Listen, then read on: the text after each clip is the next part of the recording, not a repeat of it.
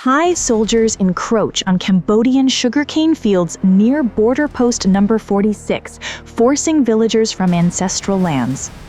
Chok Che Village, U Bai Chon Commune, U Trov District, Bantay Myanchi Province, Cambodia, September 30th, 2025. In a stark escalation of long-standing border tensions, Thai soldiers were observed advancing into Cambodian sugarcane fields adjacent to border post number 46 on Tuesday morning, September 30th, 2025, prompting urgent protests from local authorities and residents.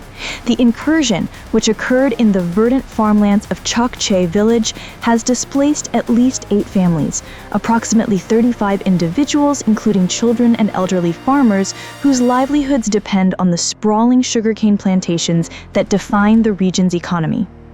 Eyewitnesses described a convoy of approximately 20 Thai troops, clad in standard fatigues and equipped with light weaponry, crossing the unmarked boundary line around 8:45 a.m. local time. The soldiers, reportedly from Thailand's Sa Kaeo province-based units, proceeded to erect temporary fencing using barbed wire and sandbags roughly 200 meters into Cambodian territory. This action directly impeded access to a 15-hectare sugarcane plot, a critical harvest site for villagers who have tilled the soil for generations. "I was harvesting cane with my sons when they came," recounted 58-year-old farmer Sok Vani, whose family home borders the disputed field. "They shouted in Thai, waving rifles, and told us to leave or face arrest. We've lived here since my grandfather's time. This land is ours, marked on Cambodian maps." Vani and her relatives were among the first to flee, abandoning tools and half-cut stalks that now rot under the tropical sun. The site lies in the heart of U Bai Chon Commune, a rural enclave in U Trov District, Bantay Myanchi Province, just 12 kilometers from the bustling border town of Phoi Phet. Bantay Myanchi, Cambodia's northwestern frontier province, shares an 817-kilometer border with Thailand, dotted with undemarcated zones stemming from a 1907 Franco-Siamese treaty that has fueled disputes for over a century. Border post number 46, positioned between markers 46 and 47, has been a flashpoint since late July when clashes near disputed temples like Ta Muan Thom ignited the 2025 Cambodian-Thai border crisis. This latest episode unfolds against the backdrop of a fragile ceasefire brokered on July 28, 2025 in Malaysia, following 5 days of deadly exchanges that claimed over 50 lives on both sides. The agreement, mediated by ASEAN and witnessed by international observers, prohibited unilateral actions such as fencing or troop movements in contested areas. Yet, reports indicate at least 12 verified Thai encroachments since August, including similar barricades in nearby Prey Chon village. Cambodian officials responded swiftly. By 10:30 a.m., a detachment of 15 unarmed Royal Cambodian Armed Forces, accompanied by U Trov District Governor Keo Dara Rasmay and Bantay Myanchi Provincial Governor Rayatre, arrived to monitor the situation. "We will not allow this violation to stand," declared Rayatre in a press briefing from Sisophon, the provincial capital. "Our soldiers are positioned to protect our people peacefully, but we demand immediate Thai withdrawal." The RCAF has refrained from armed confrontation, adhering to the ceasefire's de-escalation clauses, but has bolstered patrols along a 5-kilometer stretch of the border. The Joint Border Commission, JBC, Cambodia's bilateral mechanism with Thailand, issued its 4th protest note of the month to Thai counterparts by midday, citing flagrant disregard for the 2000 Supplementary Treaty on Border Demarcation. Lieutenant General Mali Sochiata, spokesperson for Cambodia's Ministry of Defense, elaborated in a televised address. "These actions threaten not just sovereignty, but the lives of farmers whose sugarcane feeds our nation. Thailand's unilateral map-making cannot erase our historical claims." From the Thai side, initial silence gave way to a terse statement from the Royal Thai Army's 2nd Region Command in Sa Kaeo.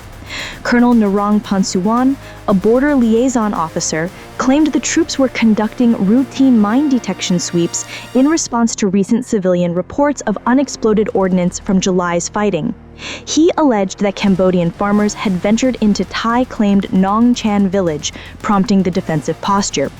Our forces entered no further than necessary to secure the line, Ponsuan insisted, denying any intent to seize land. However, independent observers from the ASEAN Interim Observer Team, including Malaysian and Indonesian attachés, were en route for an on-site inspection, echoing their August visits to similar sites. Local impacts are profound. Chokche village, home to about 450 residents, relies on sugarcane for 70% of its income, with harvests peaking in October. The disruption could cost the commune up to $150,000 in lost revenue, according to preliminary estimates from the Bonte Mianche Agriculture Department.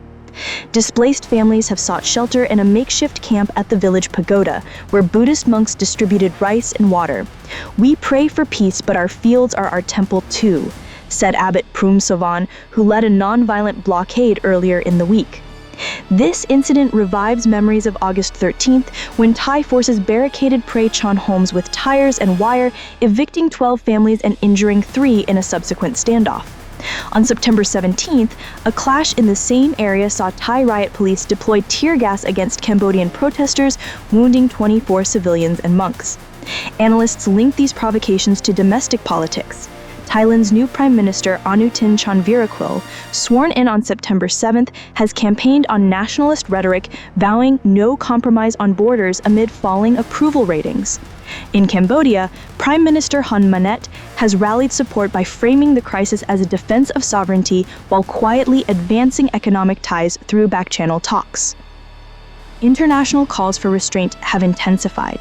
UN Secretary-General Antonio Guterres urged both nations to honor the ceasefire and resume JBC demarcations, warning of broader ASEAN instability.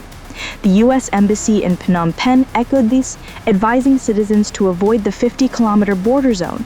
Malaysia, as ASEAN chair, proposed an emergency summit for October 15th, potentially involving border reductions as floated by Thailand's Foreign Minister Sihasak Phuangkit Kheo. As dusk fell over the sugarcane rows, now eerily silent save for the hum of patrolling drones, the villagers of Chokche held a candlelit vigil. "We want dialogue, not division," Vani said, clutching a faded land title from 1998. With Thai troops withdrawing partially by evening under IOT pressure, a fragile calm prevails. Yet, as border post number 46 stands sentinel amid the fields, the specter of escalation looms, a reminder that in this corner of Southeast Asia, the line between harvest and heartache is as thin as barbed wire.